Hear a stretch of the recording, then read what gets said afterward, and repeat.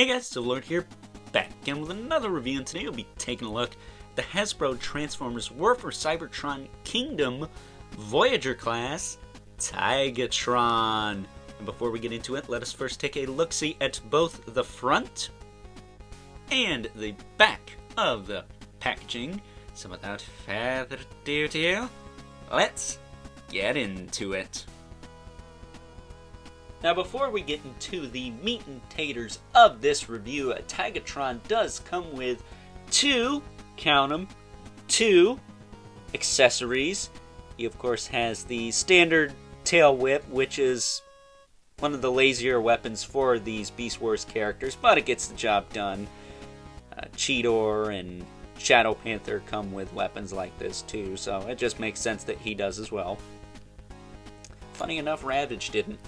But then he also comes with the infamous Gut Gun, which was actually something that was missing from the Deluxe Class Cheetor and Shadow Panther figures. But it's very nice to see it here.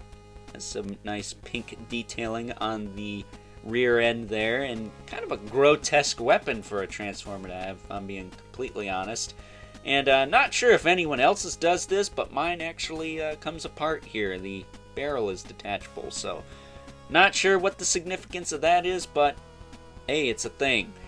But you can put either of these weapons in his hands, and he also has some ports on his lower arms for quote-unquote weapon storage. I wouldn't really call it that, but to each their own. Taking a closer look at Tigatron here, I absolutely adore this figure. Now, my apologies in advance, he's probably throwing the white balance off all to heck, so we're just going to have to suck it up and deal with it here. But you can see that he just looks really, really nice. Little to no kibble on this figure, the exception of the tiger legs on the back, which is just kind of unavoidable. There's no real way around that. And considering what Hasbro had to work with here, I think they did a really nice job giving you the option to really fold these up and compress them onto his back, unlike, again, the Deluxe Class Cheetor / Shadow Panther figures. But as far as articulation on this guy goes, his head will rotate, look up and down a little bit, and a little bit of side tilt. It's kind of funny, he's got the fur on the back of his head, so it's almost like he has hair.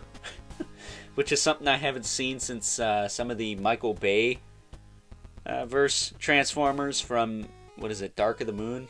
The Wreckers and the Dreads, they had some hair on the back. This guy's got some fur on the back, so it kind of reminds me of that. Really cool looking face sculpt too, a little bit more animalistic than I'm used to seeing with these Beast Wars characters, which is kind of ironic because they're Beast Wars characters, but nonetheless, he's kind of got a little bit of a cat face going on there, which I think is kind of cool. Moving on from that though, his shoulders do move up and down, as well as in and out. He's got a bicep swivel, double jointed elbow, works really well. He's got a swivel at the wrist, which works just fine. And then also, there's that port I was talking about earlier. He does kind of have a butterfly joint, but it's really tight, and it tends to pull the little side panel out on the torso, but you can utilize this if you want. It does work. Works okay, I guess. It's a little stiff. It's even stiffer on like this side. Oh, well, you know, it wants to work now. Make me look like a doofus. So, okay. That's the way we're going to do it. Very well, then. But moving on from that, he does have a waist swivel. That works just fine. He has T-jointed hips, so he can kick out to the side, forward and back. He's got a thigh swivel. Single joint at the knee, but you do get 90 degrees out of it, so that's fair. And then the ankles, nice and tight on this guy. He's got forward and back, as well as a rocker, and a nice big heel. So he can stand upright and not topple over. And I will say, I do kind of appreciate the portholes on the heels, because you can plug one of the weapons in and pull them out if yours is stuck like mine. Not really that bad, but it is a little tricky to get out without a fingernail. So, with that being said, that's pretty much Tigatron in a nutshell. Tigatron. however you want to call it, Tron. I call him Tigatron because he's fun. And just look at this guy's robot mode. It's so sleek, so streamlined, so clean. It's nice to get a really solid and clean robot mode in any Transformers line, and this guy's no exception to that rule. I just love how he came out. And his beast mode's not too shabby either. But before we move on to that, let us first take a look at some size comparisons. First up here is Tigatron next to a couple other felines from the Transformers Kingdom line. We have the Deluxe Class Cheetor and the PulseCon exclusive Covert Agent Ravage. Next up here he is alongside the Deluxe Class Air Razor and Voyager Class Optimus Primal. And last but certainly not least, we have our two regulars, the Mythic Legion's Brother Mandibulus and the 11 Spawn, who as usual towers over everyone. So with that being said, let's now get Tigatron transformed into his beast mode. Taking a closer look at Tigatron in his beast mode, as far as weapon storage goes, for the gut gun, he does have the two ports on his underbelly, which were originally on the back sides of his arms in robot mode. And while this is kind of the right area for the gut gun, it's not the most effective. I'd say if anything, out of these Beast Wars Transformers from the Kingdom line, this guy and Optimus Primal have kind of the least effective weapon storage. Optimus Primal kind of always has the swords hanging off his back, and this guy always has the gut gun hanging off his gut, ironically. Just not the most effective. All the other ones, they seem to be able to conceal their weapons a little bit better, and overall, just a little bit better as far as weapon storage goes. But other than that, this guy is absolutely no slouch. He's a little long. I mean, that's kind of a given. He's just like Cheetor and Ravage. Those were also kind of long, but they have to turn into a robot. A robot can't have a stumpy torso and legs, so that's kind of, given the fact of what Hasbro had to work with, this could have looked way worse. I think it looks alright. Maybe could have taken off a little bit, but I'll take it. It looks fine to me.